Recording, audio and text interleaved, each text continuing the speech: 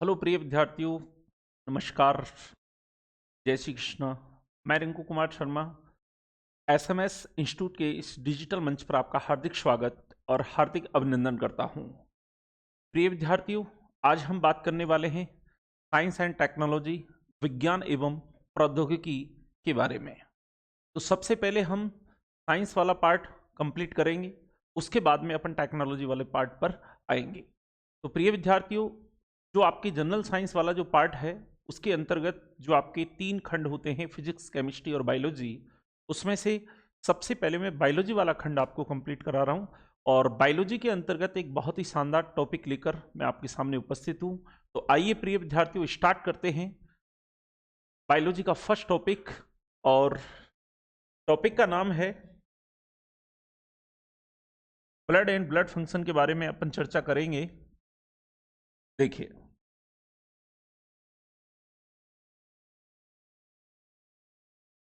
Topic का नाम है ब्लड, हिंदी में इसे कहते हैं रक्त या रुधिर। देखिए प्रिय विद्यार्थियों, अगर अपन बात करें कि चाहे कोई सेंटर लेवल की एग्जाम हो, चाहे कोई पीसीएस एग्जाम हो, किसी भी स्टेट लेवल पर देखें या अपन सेंटर लेवल पर देखें, तो वर्तमान में जो आपका जनरल साइंस है, साइंस के एक अच्छा खासा लेवल आपको देखने को मिलता है। और जो पहले प्रारंभ में जो टॉपिक मैं आपके लिए कराऊंगा वो सभी में कॉमन होंगे, चाहे आप एलडीसी की तैयारी कर रहे हो, चाहे वो सीईटी की करें, चाहे पीएसआई की करें, चाहे वो ग्रेड फर्स्ट हो, चाहे वो आरएस प्री हो, सभी के अंतर्गत कॉमन। ब्लड वाला जो टॉपिक है वो बहुत ही शानदार टॉपिक है और सभी एग्जाम्स के अंतर्गत किसी भी प्रतियोगी परीक्षा की अगर आप प्रिपरेशन कर रहे हैं तो निश्चित रूप से इस टॉपिक में से 1 या 2 प्रश्न आपको देखने को मिलते हैं। तो प्रिय विद्यार्थियों, ब्लड होता क्या है, ब्लड के बारे में अपन चर्चा करेंगे। और ब्लड के अंतर्गत पाई जाने वाली ब्लड कार्पल्स के बारे में चर्चा करेंगे। ब्लड ग्रुप क्या होते हैं, पॉजिटिव नेगेटिव क्या होता है, रेयर ब्लड ग्रुप कौन से होते हैं जो बहुत कम पाए जाते हैं, और ब्लड ग्रुपों का आनुवंशिक महत्व क्या है, इनके बारे में अपन चर्चा करेंगे। तो टॉपिक को बिल्कुल जीरो बेसिक से अपन स्टार्ट करेंगे और इसको टॉप पर ले जाके अपन फिनिश करेंगे।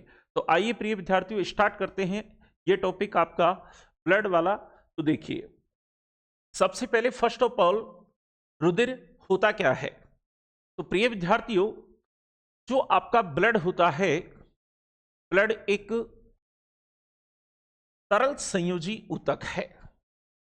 तो सबसे पहले ब्लड एक तरल संयोजी ऊतक है।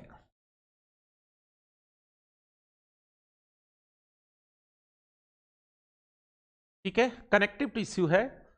ब्लड एक तरल संयोजी क्या होता है बताओ, ऊतक है। प्रिय विद्यार्थियों, सबसे पहले फर्स्ट ऑफ ऑल ये जो लाइन लिखी हुई है इसका मतलब क्या है कि जो आपका रुधिर होता है, रुधिर के अंतर्गत बताओ फ्लूइड यानी बहने की प्रॉपर्टी पाई जाती है। बहने की प्रॉपर्टी केवल एक तो आपकी तरल के अंतर्गत, तरल शब्द का उपयोग क्यों करते हैं, तरल शब्द का उपयोग उनके लिए किया जाता है जिनमें बहने की प्रॉपर्टी पाई जाती है, खास तौर से 2 स्टेज के अंतर्गत, एक तो आपकी गैस और एक आपकी द्रव। ठोसों के अंतर्गत बहने की प्रॉपर्टी नहीं होती है। संयोजी का मतलब क्या होता है, कनेक्टिव टिश्यू क्यों कह रहे हैं भाई, जोड़ने का कार्य करता है। समस्त ऑर्गन्स को आपस में जोड़ने का कार्य कौन करता है प्रिय विद्यार्थियों, ब्लड करता है।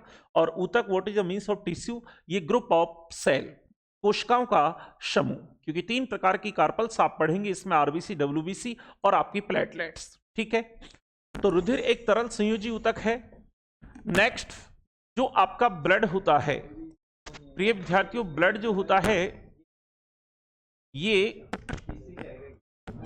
कलरफुल होता है, रंगीन, अपारदर्शी, रंगीन, अपारदर्शी और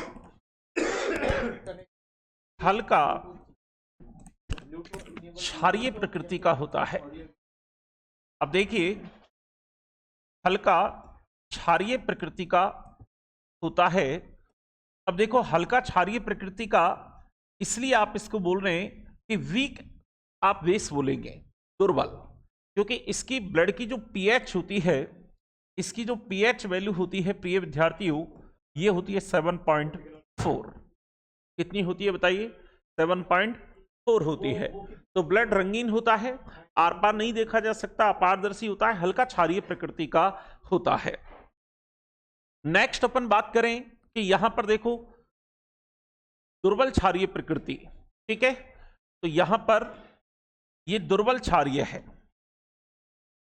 ठीक है। नेक्स्ट अगर अपन बात करें सामान्य बिंदुओं के अंतर्गत, तो एक सामान्य जो व्यक्ति होता है उसके अंतर्गत ब्लड की मात्रा कितनी होती है? तो ब्लड की मात्रा होती है 5 से 6 लीटर। एक सामान्य वयस्क व्यक्ति के अंतर्गत 5 से 6 लीटर ब्लड होता है, और महिलाओं के अंतर्गत जो ब्लड होता है वो पुरुषों की तुलना में आधा से 1 से लेके आधा लीटर रुधिर क्या होता है प्रिय विद्यार्थियों? कम होता है। तो देखिएगा एक स्वस्थ व्यक्ति के अंतर्गत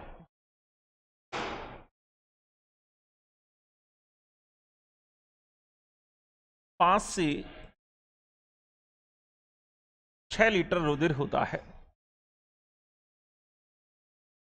5 से 6 लीटर रुधिर ब्लड होता है। महिलाओं में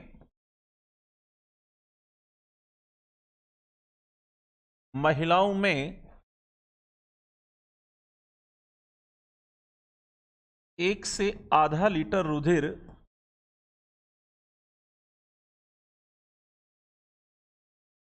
ब्लड कम होता है, कम होता है, ठीक है। तो यहां पर ब्लड का पीएच कितना होता है प्रिय विद्यार्थियों? ब्लड की पीएच होती है 7.4। ब्लड एक प्रकार का तरल संयोजी ऊतक है। ब्लड रंगीन, अपारदर्शी और हल्का दुर्बल क्षारीय प्रकृति का होता है। एक स्वस्थ व्यक्ति में 5 से 6 लीटर टोटल ब्लड होता है।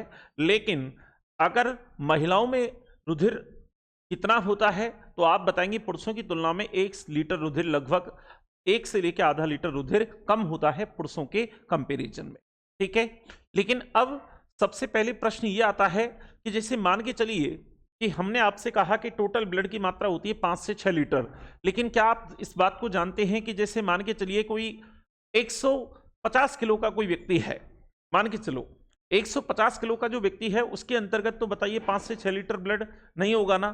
तो आपको बताना पड़ेगा कि सर बॉडी का जो टोटल बॉडी वेट होता है, शरीर का जो कुल भार होता है, उसका 7 से लेके 8% क्या होता है बताओ? ब्लड होता है। तो निश्चित रूप से फिर आप बॉडी वेट का कितना निकालेंगे? तो निश्चित रूप से अगर आप लोगों से पूछा जाए तो आपको बताना पड़ेगा कि जो आपका ब्लड होता है, ब्लड शरीर के कुल भार का 7 से 8% होता है। कितना होता है टोटल बॉडी वेट का? 7 से 7.5 आप मान सकते हैं, ठीक है। 7 से लेके 7.5 या 8% तक होता है, ठीक है। अब हम बात करेंगे कि ब्लड का जो अध्ययन है, ब्लड का जो अध्ययन है, स्टडी ऑफ ब्लड, ब्लड का अध्ययन कहलाता है प्रिय विद्यार्थियों हेमेटोलॉजी। ब्लड का अध्ययन क्या कहलाता है? तो ब्लड का अध्ययन कहलाता है प्रिय विद्यार्थियों क्या बताइए? हेमेटोलॉजी। तो हेमेटोलॉजी क्या है बताओ? हेमेट शब्द किसके लिए यूज होता है? तो हेमेट शब्द यूज होता है किसके लिए बताइए? ब्लड के लिए। तो ब्लड का अध्ययन क्या कहलाता है? तो आप कहेंगे ब्लड का अध्ययन कहलाता है हेमेटोलॉजी। अब इसके बाद में आगे चलते हैं ब्लड के बारे में और बेसिक जानकारी आपके लिए कि नेक्स्ट आपको बताना है कि जो आपका ब्लड होता है, जो आपका ब्लड होता है, ब्लड के अंतर्गत अगर इसके कंपोजिशन की अगर अपन बात करें तो प्रिय विद्यार्थियों जो आपका ब्लड होता है इसके 2 घटक होते हैं। एक इसका भाग होता है सॉलिड पार्ट, एक होता है लिक्विड पार्ट, एक होता है तरल भाग, एक होता है ठोस भाग, ठीक है। तो यहां पर आपको याद रखना है कि जो आपका ब्लड होता है, ब्लड के कंपोजिशन की अगर अपन बात करें, ब्लड के कंपोजिशन की अगर अपन बात करें तो प्रिय विद्यार्थियों ब्लड का जो संगठन होता है इसके 2 भाग होते हैं, ठीक है। ब्लड का जो कंपोजिशन होता है इसके 2 भाग होते हैं, जिसमें एक भाग जो होता है प्रिय विद्यार्थियों, इसे कहते हैं आप प्लाज्मा। और जो आपका प्लाज्मा होता है प्रिय विद्यार्थियों, ये आपका 50% पार्ट क्या करता है बताओ, कवर करता है। तो ब्लड के दो घटक हो गए, एक तो लिक्विड वाला पार्ट और एक कौन सा बताओ, आपके सॉलिड वाला पार्ट। ठीक है, तो अगर दूसरा आप लोगों से पूछा जाए तो अब बताओ 100 में से 55 गया तो कितना बचा बताओ, 45। तो 45% भाग में क्या पाई जाती हैं, ब्लड कार्पल्स पाई जाती हैं, और इन्हें कहते हैं रक्त कणिकाएं। बताइए इन्हें क्या कहते हैं, रक्त कणिकाएं। और रक्त कणिकाएं 45%। ठीक है, तो ब्लड का अगर कंपोजिशन अगर आप लोगों से पूछा जाए कि रुधिर का जो संगठन होता है, रुधिर के जो घटक होते हैं, जो कंपोनेंट होते हैं, वो इसके दो घटक होते हैं। तो इनमें से एक घटक में तो है बताओ 55% भाग में तो होता है हल्के पीले रंग का द्रव पदार्थ जिसे कहते हैं प्लाज्मा, और रक्त कणिकाएं जो होती हैं बताओ वो होती हैं 45% पार्ट इसका कवर करती हैं। और रक्त कणिकाएं जो होती हैं इनका भी आगे चलकर आप डिवाइडेशन जब करोगे तो प्रिय विद्यार्थियों इनका जो विभाजन होगा वो ये 3 भाग होते हैं इसके। और रक्त कणिकाएं 3 प्रकार की होती हैं, जिनमें से सबसे पहले आपको पढ़ना होता है आरबीसी। सेकंड नंबर पर आपको पढ़ना होता है प्रिय विद्यार्थियों डब्ल्यूबीसी। और थर्ड नंबर पर आपको पढ़ना होता है, या तो आप इनको कह सकते हैं बेम्बाडू, और या आप इसे कह सकते हैं क्या बताओ, प्लेटलेट्स।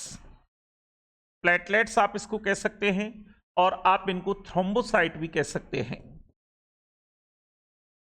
ठीक है, यह है आपका क्या बताइए, थ्रोम्बोसाइट। ये देखिए बिम्बाडू, प्लेटलेट्स, और क्या है बताइए आपका थ्रोम्बोसाइट।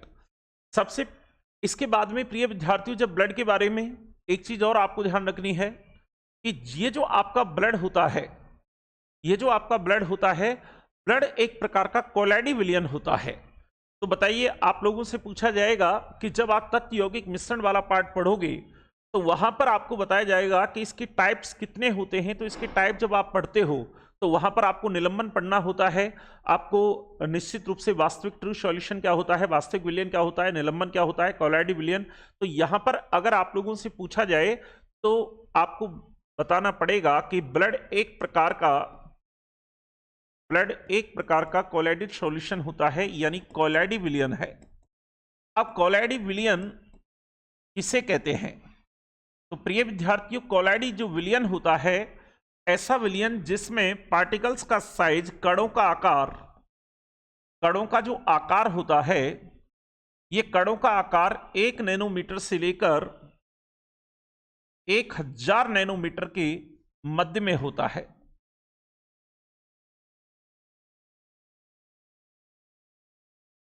उसे आप क्या कहते हैं, उसे कहते हैं कोलैडी विलियन।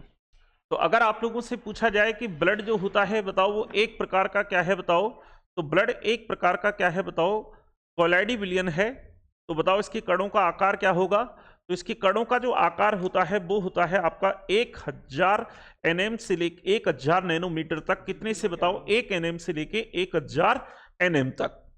ठीक है, टोटल बॉडी वेट का कितना होता है, तो टोटल बॉडी वेट का होता है कितना बताइए, 7 से लेके 8%। अब यहां पर अपन बात करें कि ये जो आपका ब्लड होता है ये एक प्रकार का बफर सॉल्यूशन है। अगर आप लोगों से पूछा जाए कि बफर विलियन क्या होता है, तो प्रिय विद्यार्थियों बफर विलियन एक ऐसा सॉल्यूशन है, ऐसा विलियन जिसके पीएच को चेंज करना क्या होता है बताओ, मुश्किल है। क्योंकि ब्लड का जो पीएच होता है 7.4, अगर इसमें आप 0.2 का भी अगर चेंज करते हो तो ये आपके लिए जानलेवा हो सकता है। तो ब्लड एक प्रकार का क्या है बताओ, ब्लड एक प्रकार का वफर सॉल्यूशन है, वफर विलियन है। तो नेक्स्ट इसके बारे में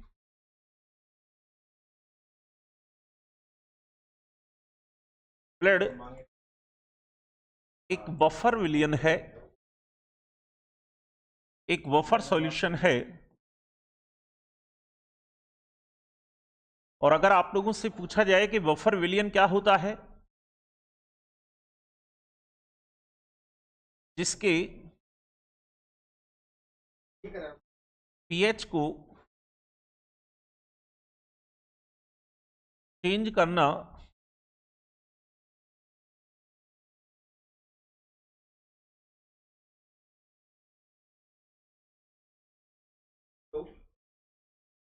जिसके पीएच को चेंज करना मुश्किल होता है, ठीक है, उसे कहते हैं आप प्रिय विद्यार्थियों क्या बताइए, बफर विलियन, ठीक है, ये होता है आपका बफर विलियन। अब इसके बाद में जो आपका ब्लड होता है इसकी उत्पत्ति किससे होती है? अब देखिए ये जो आपकी ब्लड की उत्पत्ति है, किसी भी ऑर्गन्स की जो उत्पत्ति होती है वो किससे होती है, तो आप सुनिए। देखो सबसे पहले ये आपको पूरी बायोलॉजी के अंतर्गत हर टॉपिक के अंतर्गत, चाहे आप एंडोक्राइन सिस्टम पढ़ेंगे, चाहे आप ह्यूमन बॉडी सिस्टम आप पढ़ोगे, तो प्रत्येक सिस्टम के अंतर्गत आपसे पूछा जाएगा। तो सबसे पहले हम आपको बता दें कि एक्चुअली होता क्या है प्रिय विद्यार्थियों, कि जो बच्चा होता है, जब बच्चा भ्रूणीय अवस्था में होता है, तो भ्रूणीय अवस्था में जब बच्चा होता है तो उसका निर्माण जो होता है वो 3 परतों से मिलकर होता है, ठीक है। अब सबसे पहले देखिए शुक्राणु और अंडाणु की फर्टिलाइजेशन की प्रोसेस के तहत एक कोशिका बनती है, ठीक है। प्रोसेस को कहते हैं आप क्या बताओ, निषेचन के फलस्वरूप जाइगोट बनता है एक कोशिका। 1 से कितनी बनी, 2, 2 से कितनी बनी, 4, 4 से बनी 8, 8 से बनी 16, 16 से 32, और 32 से कितनी बताओ 64, और 64 से कितनी बनी 128, और 128 से बनी कितनी बताओ 256। जब भ्रूण 256 कोष की अवस्था में होता है तो वहां पर सबसे पहले 3 परतों का क्या होता है प्रिय विद्यार्थियों, निर्माण होता है। अब वो 3 परतें कौन कौन सी होती हैं, तो देखो उनमें से एक होती है बाह्य परत, एक होती है मध्य परत, और एक होती है इंटरनल लेयर यानी आंतरिक परत। और ये जो परतें होती हैं, इन परतों को सभी को अपना अपना कार्य सौंप दिया जाता है कि आप इन ऑर्गन्स का निर्माण करेंगे, ये इनका निर्माण करेगा, ये इनका निर्माण करेगा। तो वहां पर आपको एंडोक्राइन सिस्टम में भी किसी भी ग्रंथि की उत्पत्ति, जैसे पीयूष की उत्पत्ति आपसे पूछ ली जाती है, तंत्रिका तंत्र की उत्पत्ति किससे होती है, तो पहले यहां पर ये तीनों भ्रूणीय जनन जो स्तर हैं, आपके तीनों जो परत हैं, इनको आप अच्छे से पढ़ लीजिएगा ताकि आपको पीछे आगे कोई दिक्कत ना आए। क्योंकि आप चाहे आप किसी भी टॉपिक को बाद में पढ़ें, चाहे आप आगे पढ़ें, लेकिन आपको ये पता होना चाहिए कि सर ये तीनों परतें कौन कौन सी होती हैं, ठीक है। तो अब हम बात कर रहे हैं किसकी बताओ, ब्लड की उत्पत्ति की।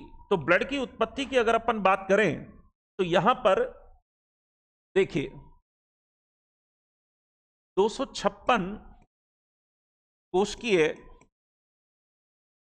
भ्रूण, ठीक है। तो यहां पर सबसे पहले 3 परतों का क्या होता है, निर्माण। अब देखिए 3 परतों का निर्माण होता है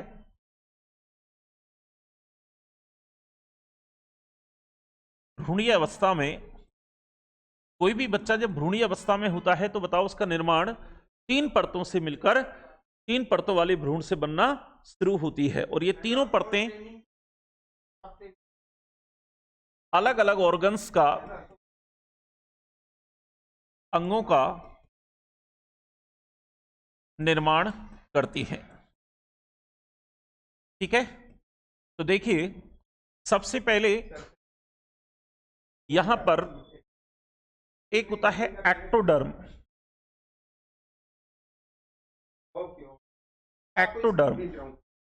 ठीक है। ये कौन सी परत होती है, तो एक्टोडर्म ये सबसे बाहरी परत है, ये सबसे बाहरी परत,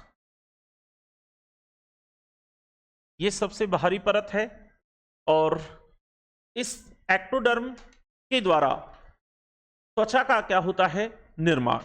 तो प्रिय विद्यार्थियों त्वचा शरीर का सबसे बड़ा एक्सटर्नल ऑर्गन है, शरीर का सबसे बड़ा बाह्य अंग अगर आप लोगों से पूछे तो आपको बताना है स्किन, त्वचा, जिसे हरफनमौला अंग भी कहा जाता है, ठीक है, बॉडी के टेम्परेचर को मैनेज करता है। लेकिन अगर आप लोगों से पूछा जाए कि शरीर का सबसे बड़ा आंतरिक अंग, तो आपको वहां पर याद रखना है, वहां पर आपको बताना है लीवर, ठीक है। शरीर का सबसे बड़ा अंग और शरीर का सबसे बड़ा बाह्य अंग और आंतरिक, इंटरनल और एक्सटर्नल दोनों ऑर्गन्स आपको बताने हैं। तो ये त्वचा का जो निर्माण होता है, त्वचा का निर्माण, ठीक है, तो ये तो हुआ एक्टोडर्म। दूसरा होता है प्रिय विद्यार्थियों, दूसरा होता है मीसोडर्म,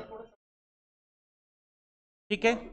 ये होता है आपका कौन सा बताओ, मध्य स्तर, ये मध्य स्तर है, ये मध्य परत है, ठीक है। मीसोडर्म, या आप इसको क्या कह सकते हैं बताओ, मीजोडर्म भी कह सकते हैं। ये जो मीजोडर्म है, इससे कौन कौन से अंगों का निर्माण होता है, क्योंकि तीनों परतों से अलग अलग ऑर्गन्स का क्या होता है बताओ, निर्माण होता है। तो यहां पर मीसोडर्म से सबसे पहले ब्लड की जो उत्पत्ति होती है वो मीजोडर्मल अंग है ब्लड, ठीक है। इसके बाद में आप इसके अंतर्गत जो आपकी बोन्स होती हैं, जो आपकी अस्थियां होती हैं, ठीक है। फिर इसके अलावा अगर आप लोगों से पूछा जाए कि जो आपकी किडनी होती है, जो आपकी किडनी होती है, किडनी की जो उत्पत्ति है वो किससे होती है बताओ, किडनी की उत्पत्ति होती है किससे बताओ, मीजोडर्म से।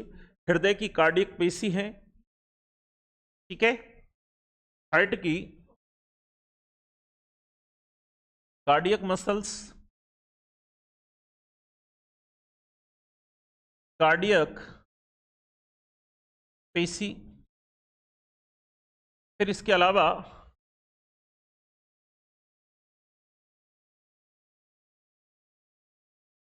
भोजन नली में आपकी स्मॉल इंटेस्टाइन, छोटी आंत, और ये आपकी बड़ी आंत, ठीक है। इनका निर्माण किससे होता है प्रिय विद्यार्थियों, तो इनका निर्माण होता है किससे बताओ, मीजोडर्म से।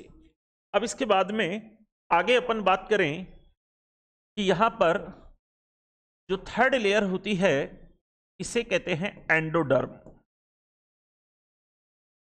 इसे कहते हैं एंडोडर्म, और ये सबसे आंतरिक परत होती है, ये आंतरिक परत है, कौन सी बताइए, एंडोडर्म, ठीक है। इससे आपके कौन कौन से ऑर्गन्स का निर्माण होता है, यहां पर आपकी लीवर, आपके लंग्स, फेफड़े, ठीक है। इसके अलावा इधर की तरफ लिख देता हूं, ये आपकी थाइमस,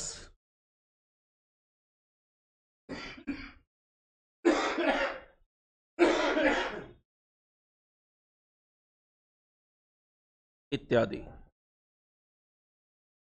ठीक है। तो अगर आप लोगों से पूछा जाए कि ब्लड एक, तो ब्लड की उत्पत्ति अगर आप लोगों से पूछी जाए तो आपको बताना है कि ब्लड की उत्पत्ति मीजोडर्म से होती है, ठीक है। तो देखिएगा, ब्लड की उत्पत्ति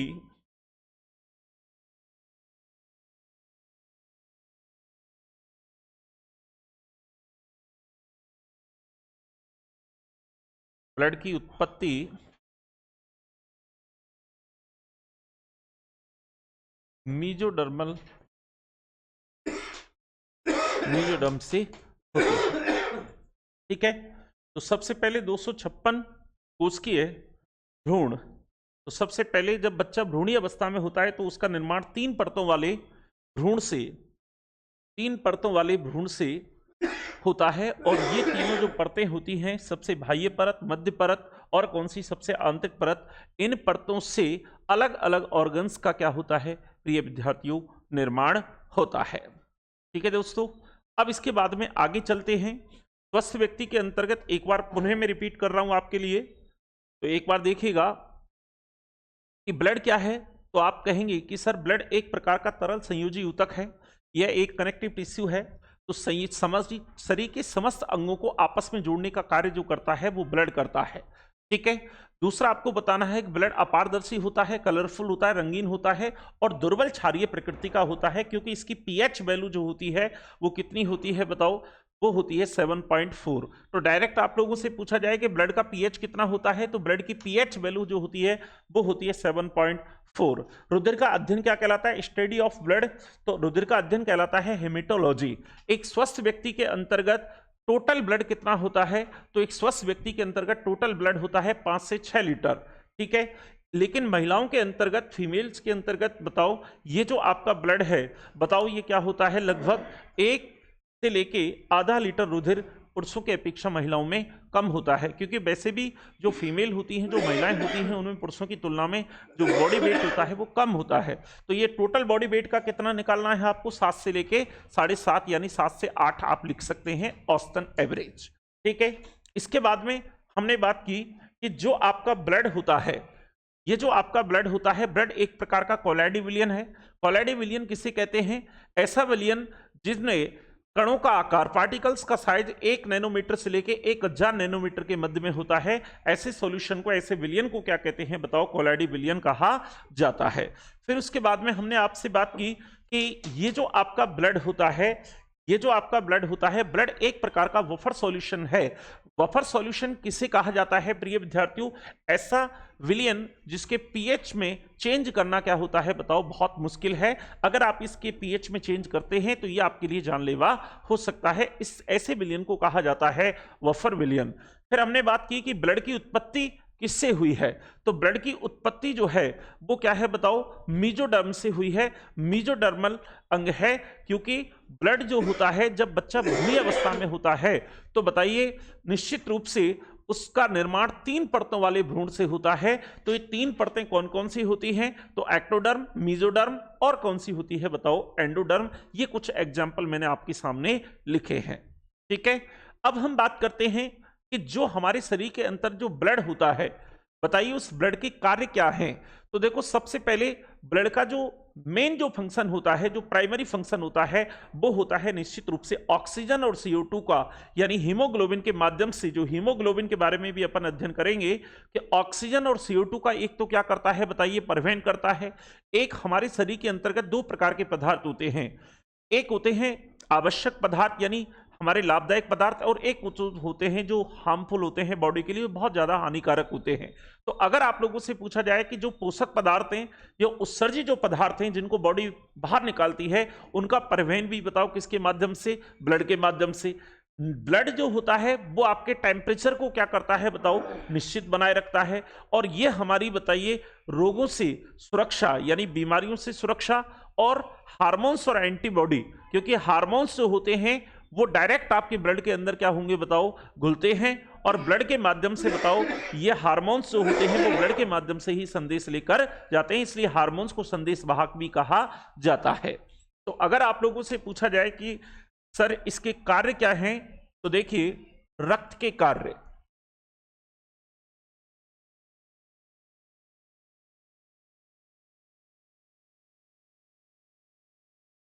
ब्लड ह्यूमन बॉडी के अंतर्गत कौन कौन से कार्य करता है। तो देखिए सबसे पहला जो कार्य होता है,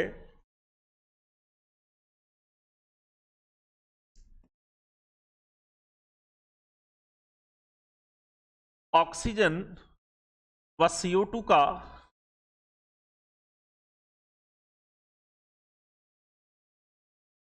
ऑक्सीजन व CO2 का परिवहन करना। दूसरा,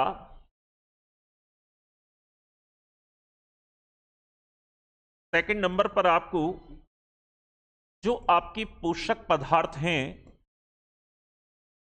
पोषक पदार्थ और जो आपके उत्सर्जी पदार्थ हैं, उत्सर्जी पदार्थ कौन से होते हैं, तो जब आप एक्सक्रीटरी सिस्टम पढ़ोगे उत्सर्जन तंत्र, तो वहां पर आपको मैं बताऊंगा कि उत्सर्जी पदार्थ जो नाइट्रोजीनियस सब्सटेंस होते हैं, और ह्यूमन बॉडी के संदर्भ में अगर अपन बात करें तो यूरिया, ब्लड में से किडनी के माध्यम से प्रति मिनट जो 1000 से लेके 1200 ml ब्लड का जो लॉट जा रहा है, उसके अंतर्गत से यूरिया को क्या किया जा रहा है बताओ, उसमें से छाना जा रहा है।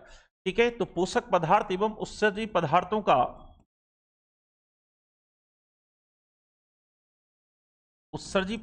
का आदान प्रदान किसके माध्यम से हो रहा है बताओ, ये ब्लड के माध्यम से।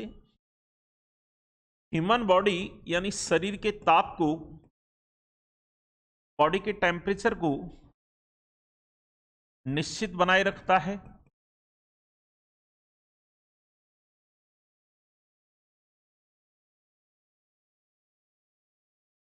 निश्चित बनाए रखना।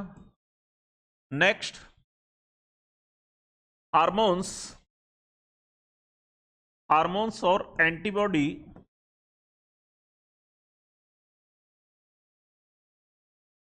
हार्मोन्स और एंटीबॉडी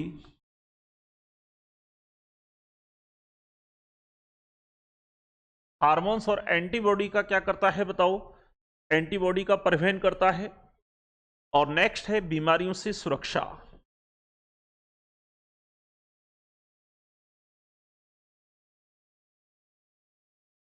बीमारियों से प्रोटेक्शन प्रोवाइड कराता है, बीमारियों से सुरक्षा। किस प्रकार से? तो आप कहेंगे जीवाणु और वायरस को नष्ट करके। जो आपके बैक्टीरिया हैं, जो आपके वायरस को नष्ट करके। ठीक है, जीवाणु वायरस को क्या करके बताइए? नष्ट करके। तो ये प्रिय विद्यार्थियों ऑक्सीजन और CO2 का परिवहन करता है, पोषक पदार्थ और उत्सर्जी पदार्थ का परिवहन, शरीर के बॉडी के टेम्परेचर को निश्चित बनाए रखना, हार्मोन्स और एंटीबॉडी का परिवहन और बीमारियों से सुरक्षा। किस प्रकार से बताओ? आपकी जीवाणु तथा वायरस को क्या करके बताओ? नष्ट करके। ठीक है, नेक्स्ट, ये जो आपका ब्लड होता है, दो टर्म आप लोगों से पूछे जाएंगे कि यहां पर जो आपका ब्लड होता है, ब्लड बनने की प्रक्रिया और ब्लड का नष्ट होना। तो प्रिय विद्यार्थियों, इसके लिए आपको याद रखना है कि दो टर्म आप याद रख लो कि कहीं पर अगर पॉइसिस शब्द आ जाता है, ठीक है, हीमो शब्द या हेमेट शब्द किसके लिए यूज करते हैं? आप ब्लड के लिए यूज करते हैं। अगर आपको कभी भी ये पूछा जाता है कि लाइसिस, तो लाइसिस का मतलब होता है नष्ट होना और पॉइसिस का मतलब होता है बनना। ठीक है, तो अगर आप लोगों से पूछा जाए कि ब्लड के निर्माण की प्रक्रिया को क्या कहते हैं, तो बताइए ब्लड के निर्माण की प्रक्रिया, ब्लड के निर्माण की प्रक्रिया, ब्लड के निर्माण की प्रक्रिया क्या कहलाती है? तो आपको याद रखना है ब्लड के निर्माण की प्रक्रिया को अपन कहते हैं हीमोपोइसिस।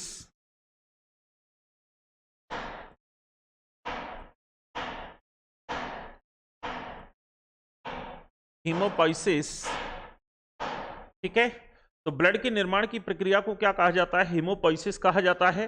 और ब्लड में आरबीसी का नष्ट होना, तो यह कहलाता है हीमोलाइसिस।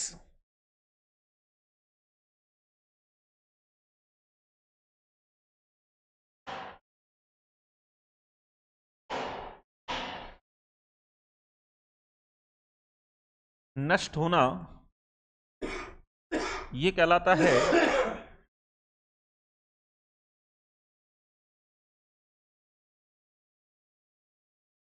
हीमोलाइसिस।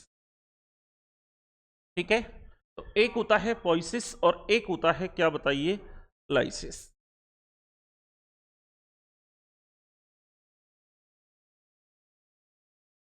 तो ब्लड के पीएच वैल्यू हमने आपको बता दी है। ठीक है, तो देखिए ये रक्त के कार्य हो गए। और ब्लड एक प्रकार का बफर विलियन है। ब्लड एक प्रकार का क्या है बताओ? बफर विलियन है। बफर विलियन क्या होता है? जिसके पीएच को चेंज करना क्या होता है बताओ? मुश्किल होता है। अगर आप इसके पीएच को चेंज करेंगे 0.2 भी अगर इसमें चेंज करोगे तो ये आपके लिए जानलेवा हो सकता है। अब इसके बाद में हम बात कर रहे हैं रक्त के कार्य। हीमो, एक तो पाइसिस हो गया और एक हो गया क्या बताओ? आपका हीमोलाइसिस। ठीक है, अब हम बात करते हैं प्रिय विद्यार्थियों आगे इसके बारे में अपन चर्चा करते हैं कि रक्त का संगठन। ठीक है, देखिए रक्त के संगठन की अगर अपन बात करें,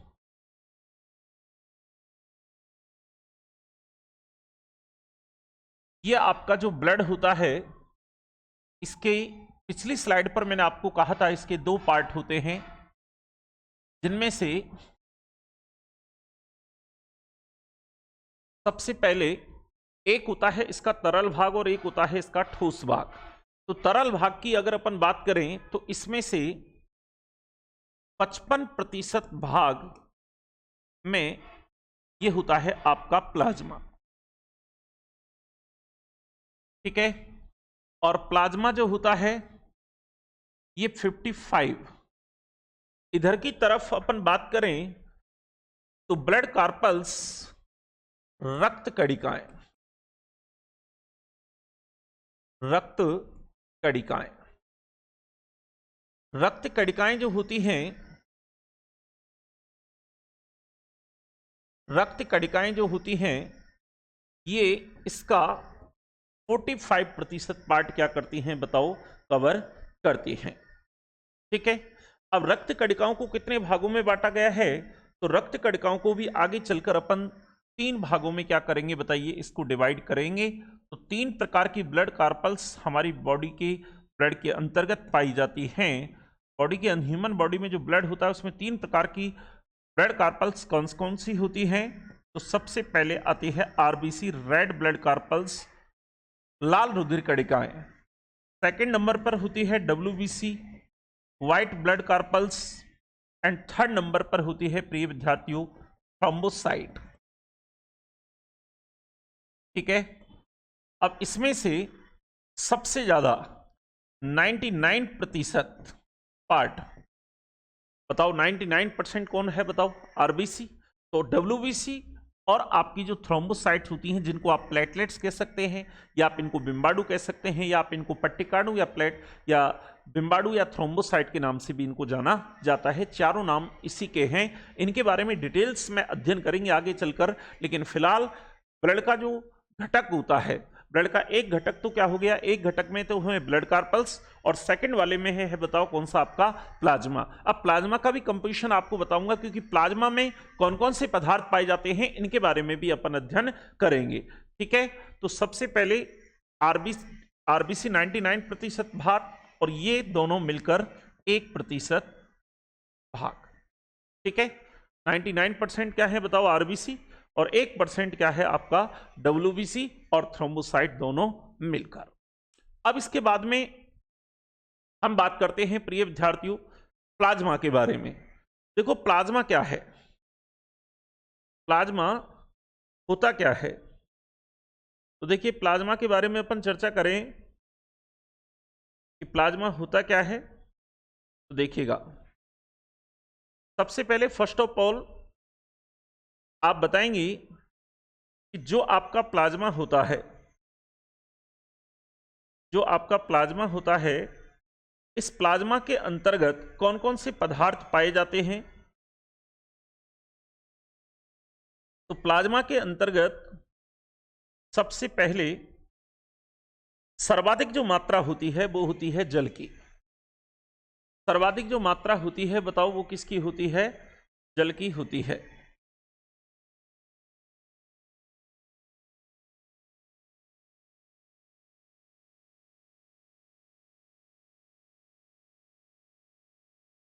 सर्वाधिक जो मात्रा होती है बताओ वो जल की होती है, 90 से 92%।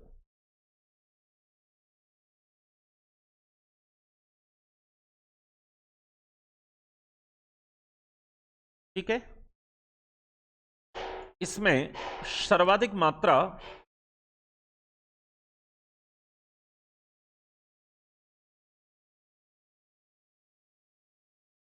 मात्रा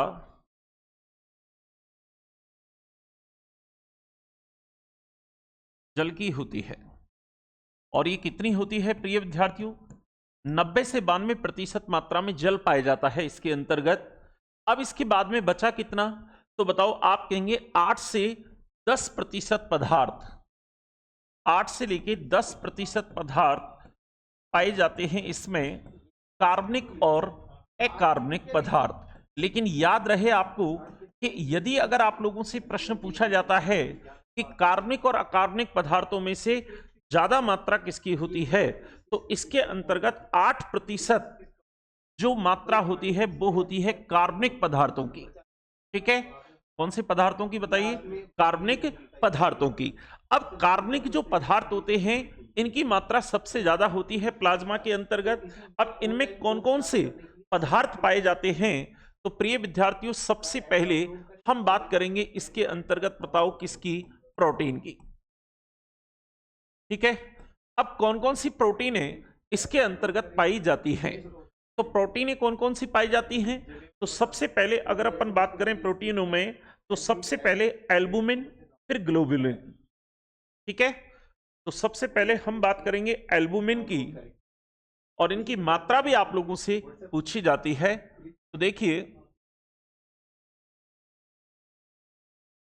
एल्बुमिन, ये ध्यान रखना, एल्बुमिन जो प्रोटीन होती है वो ब्लड के अलावा एग के अंदर भी पाई जाती है। और दूसरे नंबर पर हम बात करेंगे ग्लोबुलिन, और तीसरे नंबर पर अपन बात करेंगे प्रोथ्रोम्बिन, और एक होती है फाइब्रिनोजन।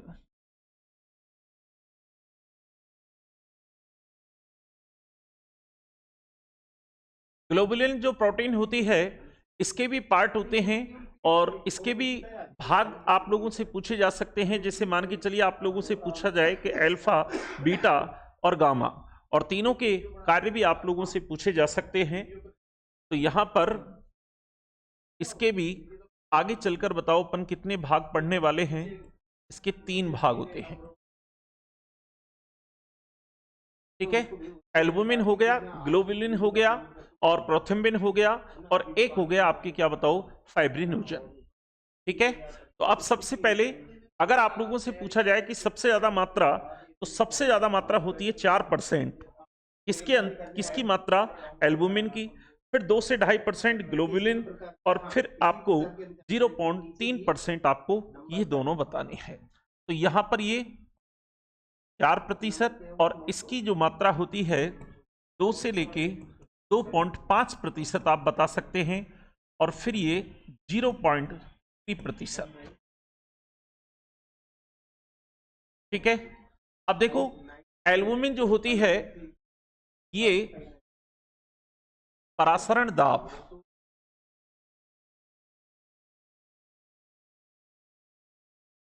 ये परासरण दाब के लिए क्या होती है बताओ? ये जिम्मेदार एल्बुमिन, इसकी मात्रा क्या होती है बताओ? सबसे ज्यादा होती है, ये आपको बताना है। और ग्लोबुलिन जो होती है, इसके 3 पार्ट होते हैं, और इसके 3 पार्ट कौन कौन से होते हैं?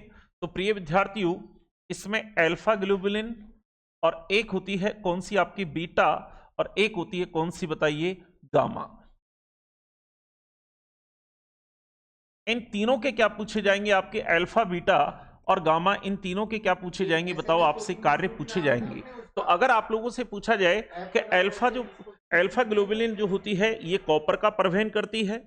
ठीक है, और अधिकांश से मोस्टली ये जो प्रोटीन्स होती हैं, इनका जो निर्माण होता है वो लीवर के अंतर्गत होता है, लेकिन उसको जो आपकी गामा ग्लोबुलिन होती है, इसका निर्माण जो होता है वो लसिकांगों में होता है। ठीक है, तो सबसे पहले इनके कार्य में आपको बता देता हूं। तो अगर कार्य इनके पूछे जाते हैं आपसे, तो अल्फा का है ये कॉपर का परिवहन, और बीटा ग्लोबुलिन जो होती है, ये Fe का परिवहन, ये Fe का परिवहन, और ये जो आपकी गामा ग्लोबुलिन होती है, इसका निर्माण लसिकांगों में होता है।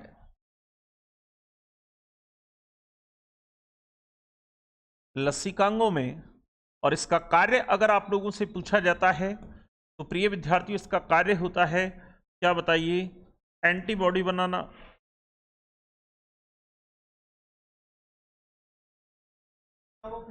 ये एंटीबॉडी का क्या करती है बताओ? निर्माण करती है।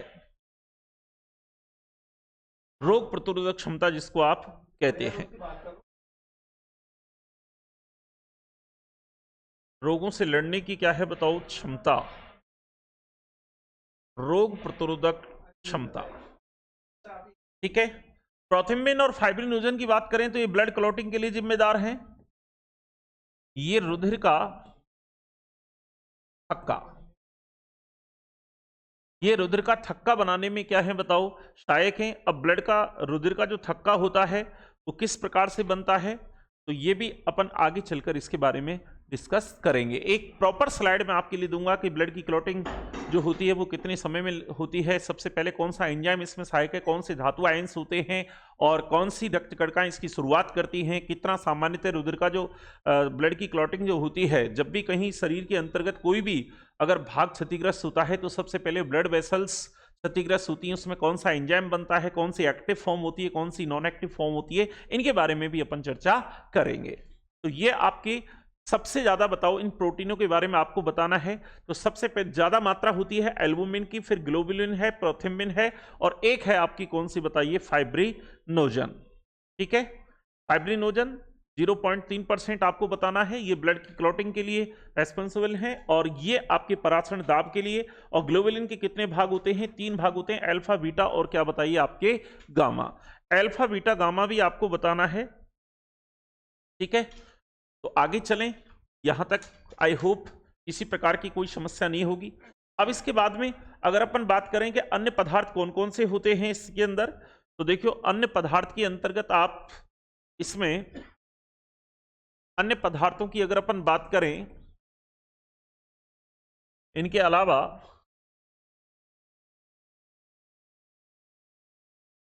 अन्य पदार्थ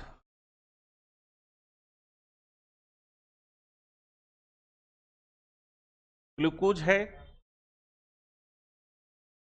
यूरिया है, ठीक है, ग्लूकोज है, यूरिया है, खनिजाइन है,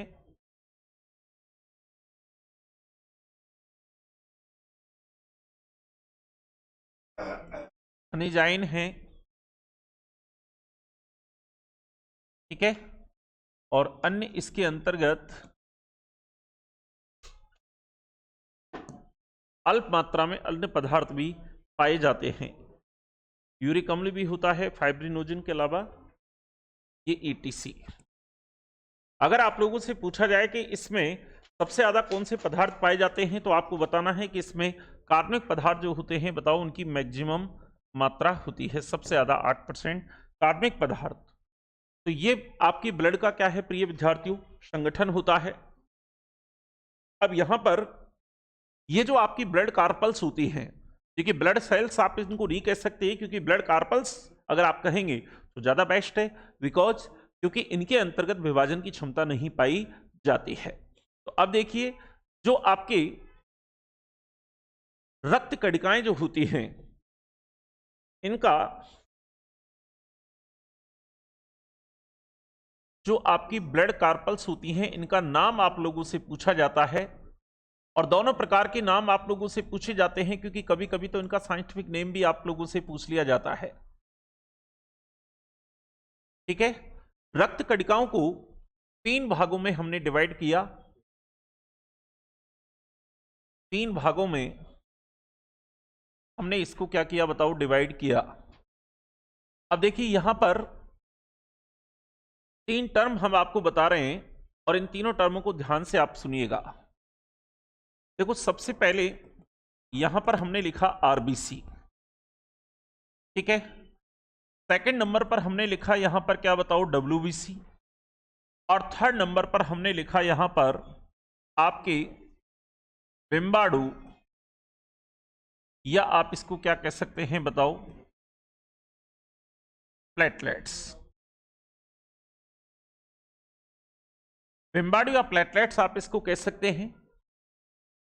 यदि कभी भी लाइफ में आपको एरिथ्रो शब्द आता है, तो एरिथ्रो का मतलब होता है प्रिय विद्यार्थियों रेड। ल्यूको शब्द कहीं भी अगर आपको आता है, ल्यूको का मतलब होता है व्हाइट और थ्रोम्बो का मतलब होता है प्रिय विद्यार्थियों क्लॉट। क्लॉट का मतलब होता है थक्का, ठीक है, क्लॉटिंग, थक्का। अब एक बात बताइएगा, आरबीसी के अंतर्गत सबसे पहले आर का मतलब होता है रेड। अब रेड के लिए क्या आप शब्द यूज कर रहे हैं, एरिथ्रो। और कोशिका के लिए कौन सा वर्ड आप काम में लेते हैं, तो साइटो। साइटोलॉजी किसका अध्ययन बताओ, कोशिका का अध्ययन, तो साइटो शब्द लीजिए। तो आरबीसी में यहां पर आर का मतलब रेड, तो रेड से बन गया एरिथ्रो। तो यहां पर आप लिखेंगे कि इससे आरबीसी का अगर नाम आप लोगों से पूछता है, साइंटिफिक नेम अगर पूछा जाता है तो आप कहेंगे इरिथ्रोसाइट। ठीक है, डब्ल्यू का मतलब होता है व्हाइट, और व्हाइट को क्या कहते हैं, ल्यूको। तो बताओ आप इसे कहेंगे ल्यूकोसाइट। इससे क्या बन गया बताओ, साइट जोड़ते चलिए इनके सभी के अंदर। और बिम्बाडू या प्लेटलेट्स जो होती हैं बताओ, वो ब्लड के क्लॉटिंग के लिए जिम्मेदार हैं, रुधिर का थक्का बनाने का थक्का बनाती हैं, इसलिए थक्के को क्या कहते हैं बताओ, क्लॉटिंग को थ्रोम्बो। तो साइट इसमें जोड़ेंगे तो बताओ क्या बन गया, ये बन गया थ्रोम्बोसाइट। क्या हो गया बताइए, थ्रोम्बोसाइट। तो अगर आप लोगों से पूछा जाए इरिथ्रोसाइट, ल्यूकोसाइट, थ्रोम्बोसाइट, ठीक है, ये जो आपकी आरबीसी होती है, ये जो आपकी आरबीसी होती है, आरबीसी का कार्य क्या है? तो आरबीसी का कार्य होता है प्रिय विद्यार्थियों, आरबीसी के अंतर्गत क्या पाया जाता है बताओ, हीमोग्लोबिन पाया जाता है। हीमोग्लोबिन के बारे में चर्चा करेंगे जब डिटेल्स के अंतर्गत आप इसका अध्ययन करेंगे। तो इनका कार्य होता है ऑक्सीजन का क्या करना बताइए, परिवहन करना। तो आरबीसी के कार्य में हमने यहां पर लिखा ऑक्सीजन का क्या करना बताइए, परिवहन करना। इनका कार्य है ऑक्सीजन का क्या बताइए, परिवहन करना। और आरबीसी सबसे ज्यादा किस बीमारी के अंतर्गत प्रभावित होती है? तो जब आप ह्यूमन डिजीज वाला चैप्टर आपको मैं पढ़ाऊंगा तो वहां पर प्रोटोजोआ से एक बीमारी होती है जिसका नाम है मलेरिया। और मलेरिया के अंतर्गत आपको पता है कि जो उसका वाहक होता है मादा एनाफ्रीज मच्छर, जिसके माध्यम से जो प्लाज्मोडियम होता है, जिसकी स्पोरोजोइट अवस्था मनुष्य के लिए क्या होती है, संक्रामक होती है। तो उसके अंतर्गत लीवर के अंतर्गत, लीवर सबसे ज्यादा प्रभावित होता है। यकृत प्लस आरबीसी आपको बताना है, यकृत साइजोगोनी में आपको बताऊंगा आगे चलकर। तो अगर आप लोगों से पूछा जाए यहां पर कि आरबीसी सबसे ज्यादा प्रभावित किसमें होती है, तो आप कहेंगे कि ये मलेरिया में प्रभावित, प्रोटोजोआ जनित रोग है, मलेरिया में प्रभावित। तो बताइए मलेरिया में प्रभावित कौन बताइए, आरबीसी। अब इसके बाद में हम बात करते हैं डब्ल्यूबीसी की। डब्ल्यू का मतलब है व्हाइट, और व्हाइट के लिए क्या शब्द लेके आए आप, और आप लेके आए यहां पर क्या बताओ, ल्यूको। ठीक है, तो अब यहां पर ये जो आपकी डब्ल्यूबीसी होती है, इसका कार्य क्या होता है? डब्ल्यूबीसी जो होती है ये हमारे शरीर की क्या है बताओ, ये गार्ड सेल होती हैं, ये हमारे शरीर के बॉडीगार्ड होते हैं जो हमारी बताओ रोगों से क्या करते हैं बताओ, सुरक्षा। यानी मैं बात कर रहा हूं एंटीबॉडी के निर्माण की, यानी रोग प्रतिरोधक क्षमता की मैं बात कर रहा हूं। तो इनका कार्य होता है बताओ, रोग प्रतिरोधक क्षमता।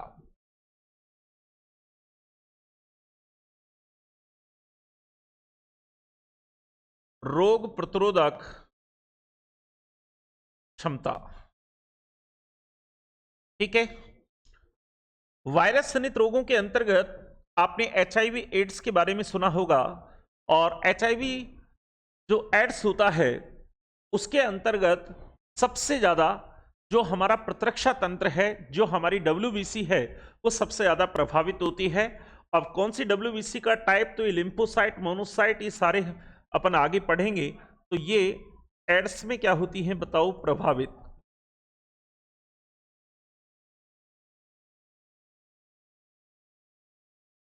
एड्स में प्रभावित। बिम्बाडू या प्लेटलेट्स की अगर अपन बात करें तो ब्लड क्लॉटिंग की शुरुआत यही करती हैं, रुधिर का थक्का। ठीक है, इस डिजीज के अंतर्गत ये सबसे ज्यादा प्रभावित होती हैं। तो प्रिय विद्यार्थियों, ये प्रभावित होती हैं डेंगू में। डेंगू एक वायरस जनित रोग है, ठीक है। तो ये डेंगू में क्या होती हैं बताओ, प्रभावित। बहुत सारे विद्यार्थी यहां पर गलती कर देते हैं, क्योंकि आगे चलकर मैं आपको बताऊंगा कि यदि अगर आप लोगों से पूछा जाता है कि ये जो आपकी प्लेटलेट्स या थ्रोम्बोसाइट या पट्टिकाणु या बिम्बाणु जिनको आप कह रहे हैं, इस सबसे छोटी कोशिका है, सेल्स के छोटे छोटे टुकड़े होते हैं। सही मायने में जो कोशिका है वो केवल कौन है बताओ, वो आपकी डब्ल्यूबीसी है। लेकिन बिम्बाणु या प्लेटलेट्स यानी जो थ्रोम्बोसाइट होता है, थ्रोम्बोसाइट की कमी से कभी भी डेंगू नहीं होता, बल्कि डेंगू में इनकी क्या होती है बताइए, कमी होती है। क्योंकि आगे चलकर मैं आपको बताऊंगा, दो टर्म आपको पढ़ते हैं, एक होती है पीनिया और एक होती है साइटोसिस। साइटोसिस का मतलब होता है अधिकता और पीनिया का मतलब होता है कमी। तो थ्रोम्बोसाइटोपिनिया और थ्रोम्बोसाइटोसिस, क्योंकि आरबीसी की कमी और अधिकता दोनों अपन पढ़ेंगे, डब्ल्यूबीसी की कमी और डब्ल्यूबीसी की अधिकता। ब्लड कैंसर के बारे में आप लोगों ने सुना होगा, इसके बारे में चर्चा करेंगे, और बिम्बार्डिया प्लेटलेट्स के बारे में भी अपन चर्चा करेंगे।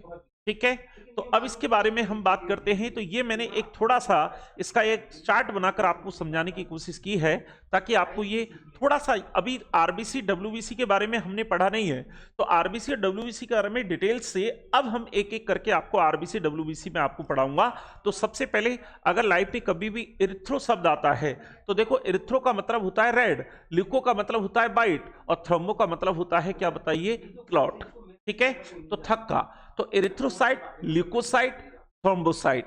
आरबीसी ये मलेरिया में प्रभावित, ये एड्स में प्रभावित, ये डेंगू में प्रभावित। इनका कार्य ऑक्सीजन का परिवहन करना, इनका कार्य रोग प्रतिरोधक क्षमता, और इनका कार्य होता है ब्लड की क्लॉटिंग। ठीक है,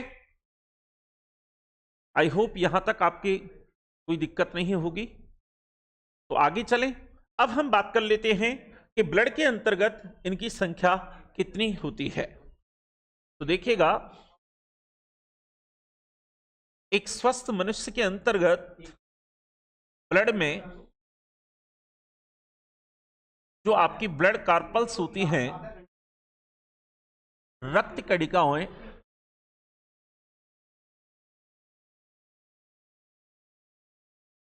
ब्लड कार्पल्स की संख्या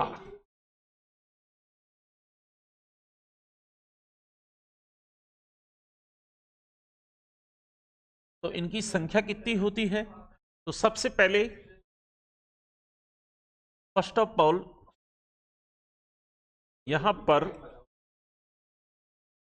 रक्त कणिकाएं, कौन सी रक्त कणिकाएं आप, ठीक है, और फिर लिखेंगे इनकी संख्या।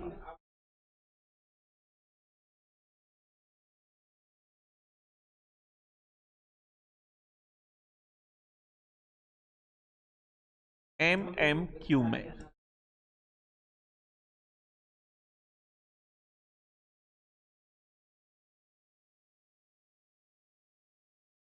ठीक है, लिखिए।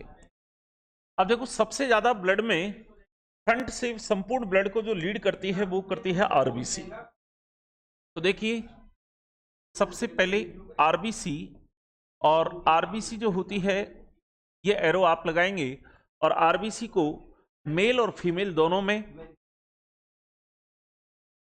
तो बताओ मेल में इनकी संख्या कितनी होती है और फीमेल में इनकी संख्या।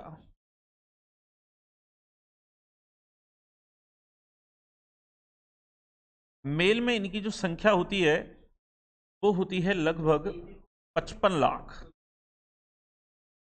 55 लैक्स। ठीक है, और फीमेल के अंतर्गत इनकी जो संख्या होती है वो होती है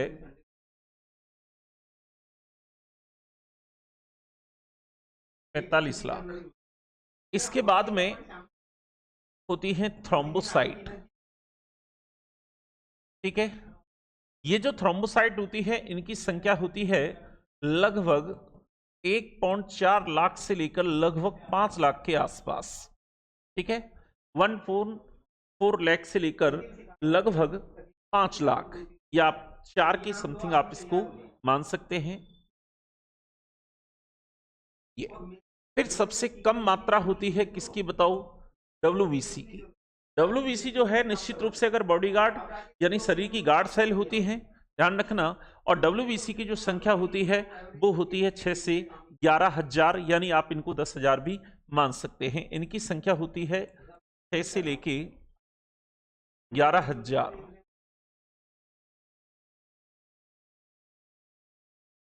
तो ये ब्लड के अंतर्गत पाई जाने वाली जो आपकी ब्लड कार्पल्स हैं, ये क्या है बताओ, इनकी संख्या होती है। ठीक है, तो ये ब्लड में रक्त कणिकाओं की संख्या कितनी होती है, तो सबसे ज्यादा संख्या होती है आरबीसी की, फिर थ्रोम्बोसाइट, और फिर होती है आपकी क्या बताओ, डब्ल्यूबीसी। ठीक है, ये आपको बताना है।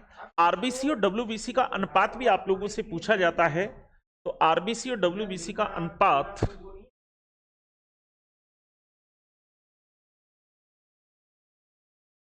आरबीसी और डब्ल्यूबीसी का अनुपात अगर आप लोगों से पूछा जाता है तो आरबीसी का और डब्ल्यूबीसी का अनुपात होता है 600 अनुपात 1।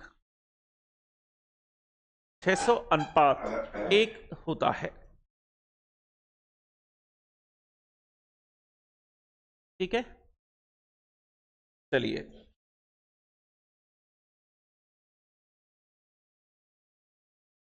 तो ये आपकी यहां तक मैं समझता हूं कि क्लियर होगा।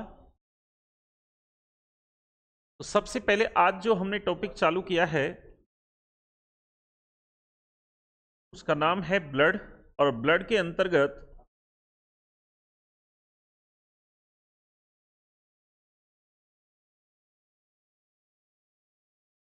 अंतर्गत हमने ये टॉपिक पढ़ा है।